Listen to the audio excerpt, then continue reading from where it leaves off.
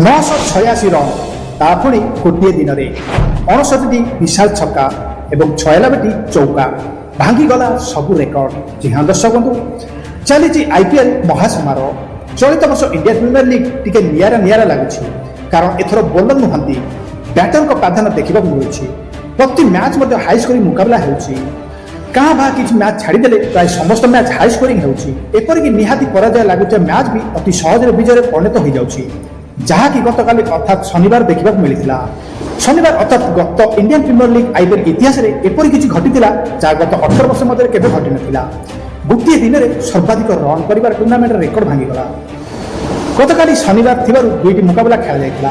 ପ୍ରଥମ match Delhi capital ଏବଂ Punjab Kings ଏବଂ ଦ୍ୱିତୀୟ ମ୍ୟାଚ୍ ରାଜସ୍ଥାନ ରୟାଲ ଏବଂ ସନରାଇଜର୍ସ ହାଇଦ୍ରାବାଦ ମଧ୍ୟରେ ମୁକାବିଲା ହୋଇଥିଲା। ବଡ଼ କଥା ହେଉଛି ଦୁଇଟି ଯାକ ମ୍ୟାଚ୍ରେ ବିଶାଳ ସ୍କୋର ଦେଖିବାକୁ ମିଳିଥିଲା। ଆଶ୍ଚର୍ଯ୍ୟର କଥା ହେଉଛି ହାଇ ସ୍କୋରିଂ ବି ପିଛା କରି ଜିତି ପାରିଥିଲେ ଦ୍ୱିତୀୟ ଇନିଂସର ବ୍ୟାଟିଂ କରିଥିବା ଦଳ। ଅରୁଣ ଜେଟଲୀ ଷ୍ଟାଡିୟମରେ ଖେଳାଯାଇଥିବା ପ୍ରଥମ ମ୍ୟାଚ୍ରେ ବ୍ୟାଟିଂ କରି 20 ଓଭରରେ 2 ୱିକେଟ୍ ହରାଇ 264 ରନ୍ ସଂଗ୍ରହ କରିଥିଲା ଦିଲ୍ଲୀ କ୍ୟାପିଟାଲ।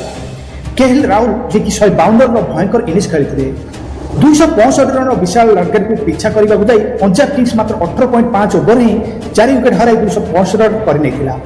ଟୁର୍ଣ୍ଣାମେଣ୍ଟ ଇତିହାସରେ ସର୍ବାଧିକ ସଫଳ ରନ୍ ପିଛା କରିବାରେ ପଞ୍ଜାବ ମଧ୍ୟ ନମ୍ବର 1କୁ ଆସିଛି।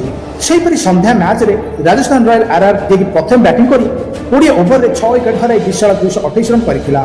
ବୈଭବ ସୂର୍ଯ୍ୟବଂଶୀ ଯିଏକି ମାତ୍ର 36 ବଲ୍ ଖେଳି 103 ରନ୍ କରିଥିଲେ।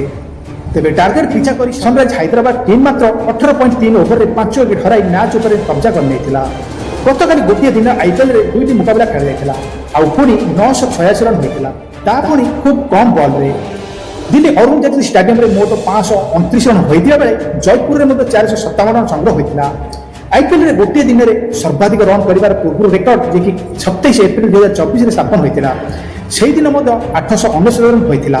ଦିଲ୍ଲୀ, ମୁମ୍ବାଇ ଏବଂ ଲକ୍ଷ୍ନୌ, ରାଜସ୍ଥାନ ମଧ୍ୟରେ ଖେଳାଯାଇଥିବା ମ୍ୟାଚ୍ରେ ଏହି ରେକର୍ଡ ହୋଇଥିଲା। ତେବେ ସେହିଭଳି ଗୋଟିଏ ଦିନରେ ସର୍ବାଧିକ ରନ୍ ସହିତ ସର୍ବାଧିକ ଛକାର ରେକର୍ଡ ମଧ୍ୟ ଭାଙ୍ଗିଛି। ଶନିବାର 4 ଟିମ୍ ମୋଟ 59ଟି ଛକା ମାରିଥିଲେ, ଯାହା ପୂର୍ବରୁ ରେକର୍ଡ 53କୁ ଅତିକ୍ରମ କରିଥିଲା। ଛକା ବ୍ୟତୀତ ଉଭୟ ମ୍ୟାଚ୍ରେ 96ଟି ଚୌକା ମଧ୍ୟ ମରାଯାଇଥିଲା। ଜି ହଁ ଦର୍ଶକ ବନ୍ଧୁ, IPLରେ ଏବର୍ଷ ଭୟଙ୍କର ମ୍ୟାଚ୍ ଦେଖିବାକୁ ମିଳୁଛି। ହାଇ ସ୍କୋରିଂ ମୁକାବିଲା ଦେଖିବାକୁ ମିଳୁଛି। ବଡ଼ ଟାର୍ଗେଟ ଚେସ୍ ହୋଇଯାଉଛି ଦେଖିବାକୁ ମିଳୁଛି। ଜି ହଁ ଦର୍ଶକ ବନ୍ଧୁ, 262 64 ରନ୍ ଏମିତି ମଧ୍ୟ ରନ୍ ସ୍କୋର ଚେସ୍ ହୋଇଯାଉଛି। ଆପଣ ଦେଖିଥିବେ ଶନିବାର ମ୍ୟାଚ୍ରେ ଦିଲ୍ଲୀ ଏବଂ ପଞ୍ଜାବ ମ୍ୟାଚ୍ରେ ଯେଉଁଭଳି ତାଣ୍ଡବ ମ୍ୟାଚ୍ ଦେଖିବାକୁ ପାଇଥିଲେ, ସେହିଭଳି ରାଜସ୍ଥାନ ରୟାଲ ହାଇଦ୍ରାବାଦ ମ୍ୟାଚ୍ ଦେଖନ୍ତୁ 228 ରନ୍ ମଧ୍ୟ ହାଇଦ୍ରାବାଦ ଚେସ୍ କରିନେଇଥିଲା। ପୁଣି ସେହିଭଳି ରେକର୍ଡ ଦେଖିବାକୁ ମିଳିଥିଲା ଏହି ମ୍ୟାଚ୍ରେ। ଗୋଟିଏ ଦିନରେ 986 ରନ୍, ତାହା ପୁଣି ଗୋଟିଏ ଦିନରେ ସର୍ବାଧିକ ସ୍କୋର, ଆଉ 59ଟି ବିଶାଳ ଛକା, 96ଟି ଚୌକା, ଯିଏକି ଗୋଟିଏ ଦିନରେ IPL ଇତିହାସରେ ଇଏ ସବୁଠୁ ବିରଳ ରେକର୍ଡ। ଦର୍ଶକ ବନ୍ଧୁ, ତ ଇଏ ଥିଲା ଏକ ବଡ଼ update IPL update, cricket update ମୁଁ ଆପଣମାନଙ୍କୁ ଜଣାଇଲି। ଅପଡେଟ୍ ଯଦି ଆପଣମାନଙ୍କୁ ଭଲ ଲାଗିଥାଏ ତ ଲାଇକ୍ କରିବେ ଆଉ ज़्यादा ସେୟାର କରିବେ, କାରଣ ଏଇଭଳିଆ କ୍ରିକେଟ୍ କଣ୍ଟେଣ୍ଟ ସର୍ବପ୍ରଥମେ ମୋ ଚ୍ୟାନେଲ୍ ସ୍ମାଇଲ୍ ବୋର୍ଡ କ୍ରିକେଟ୍ରେ ଆପଣମାନେ ଦେଖିବାକୁ ପାଇବେ। ଆଜି ପାଇଁ ରହୁଛି, ଦେଖାହେବ କାଲି ଏମିତି ଏକ ମଜାଦାର ଭିଡ଼ିଓରେ। ସେତେବେଳେ ଟେକ୍ କେୟାର, ଜୟ ଜଗନ୍ନାଥ।